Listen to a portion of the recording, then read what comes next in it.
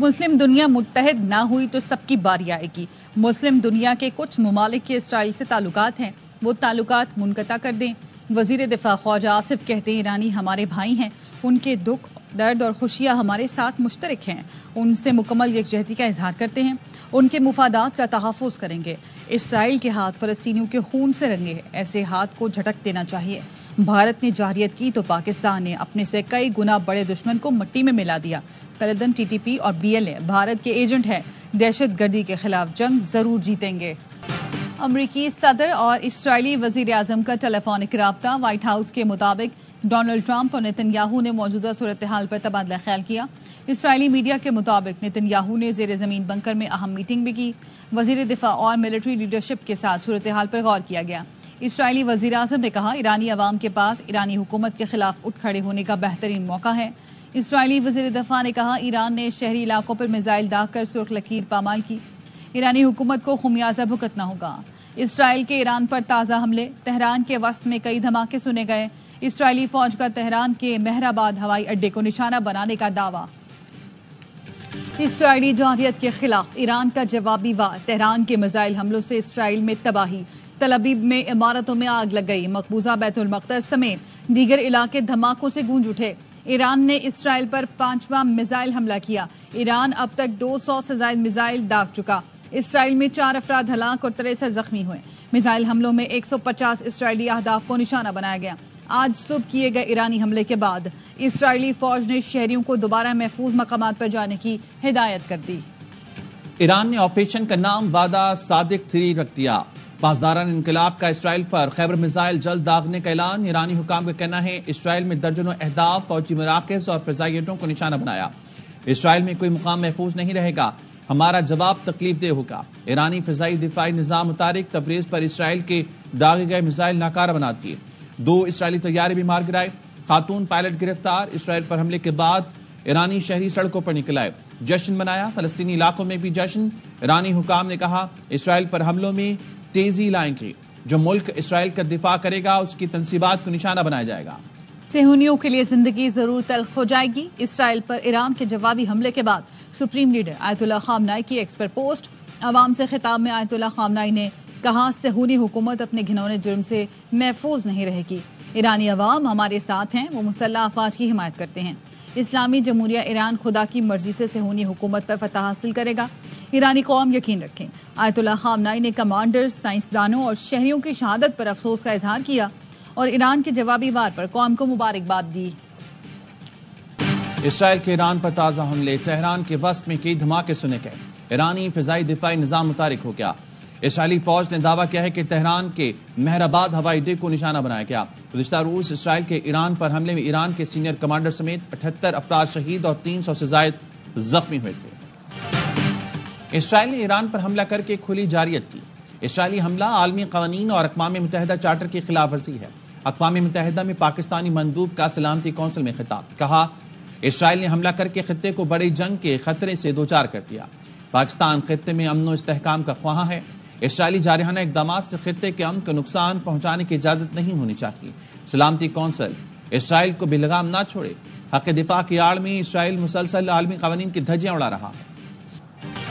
Israel ने Iran की खुद मुख्तारी की खिलाफ वर्जी की। इसराइल मुसलसल जनेवा कन्वेंशन और आलमी क़वानीन की धज्जियां उड़ा रहा है। इसराइली आलमी क़वानीन को रोंदते हुए दूसरे ममालिक पर हमले कर रहा है। अक़वाम मुत्तहिदा में ईरानी मंदूब आमिर सईद का सलामती कौंसिल में खिताब। इसराइल का ईरान पर हमला अक़वाम मुत्तहिदा के चार्टर की खिलाफ वर्जी है। ईरान अक़वाम मुत्तहिदा चार्टर के मुताबिक जवाब देने का हक रखता है। इसराइल ने ईरान में रिहायशी इलाकों को निशाना बनाया। इसराइली जारहाना इक़दामात पर अक़वाम मुत्तहिदा की खामोशी भी काबिल मज़म्मत है। इसराइल के ईरान पर हमलों की सूरत-ए-हाल पर अक़वाम मुत्तहिदा की सलामती कौंसिल का इजलास बेनतीजा खत्म। रूस ने इसराइली हमलों को बैनुल-अक़वामी क़वानीन और अक़वाम मुत्तहिदा के चार्टर की खिलाफ वर्जी करार दे दिया।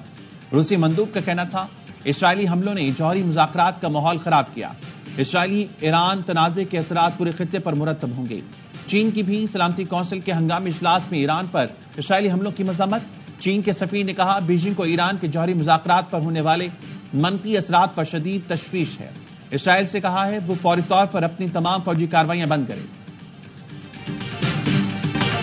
مشرق وسطی کی بدلتی صورتحال پر عالمی رہنماؤں کو تشویش. روس کے صدر ولادیمیر پوٹن کی ایران اور اسرائیلی قیادت سے فون پر گفتگو.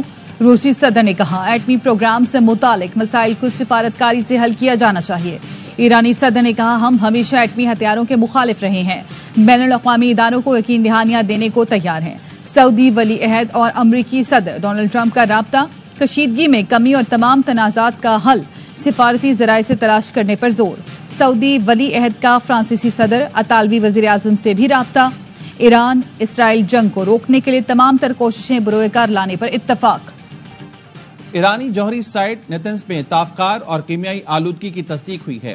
سربراہ IAEA کی اقوام متحدہ قومی سلامتی کونسل کو بریفنگ. کہا اسرائیلی حملے سے نیتنز میں سینٹریفیوجز کو نقصان پہنچا. اسرائیلی حملے میں زیر زمین افزودگی ہالز متاثر ہونے کی شواہد نہیں ملے. ایرانی حکام نے فردو اور اصفہان میں بھی جوہری تنصیبات پر حملوں کی اطلاع دی ہے.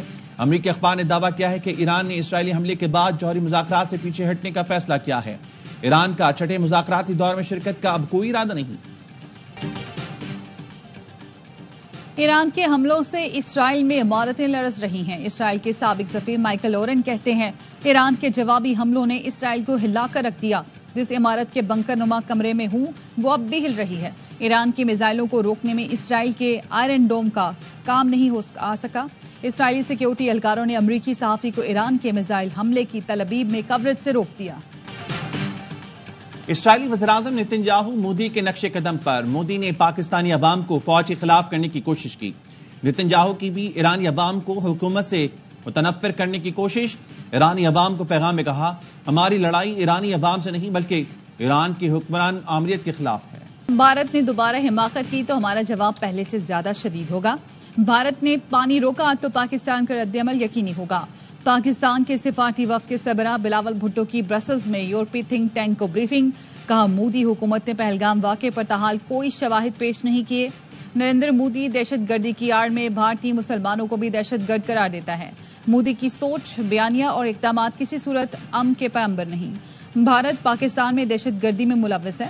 بلوچستان میں بھارتی دہشت گردی کے ٹھوس شواہد موجود ہیں. مسئلہ کشمیر حل کیے بغیر معاملات ٹھیک نہیں ہو سکتے. مسائل کا حل جامع مذاکرات سے ہی ممکن ہے. تعلیم کے لیے بجٹ میں 18% اضافہ. صحت کے لیے 11% اضافہ کیا گیا. 1 ارب روپے کا ترقیاتی بجٹ رکھا گیا ہے. 590 ارب روپے ترقیاتی اسکیموں پر خرچ کیے جائیں گے.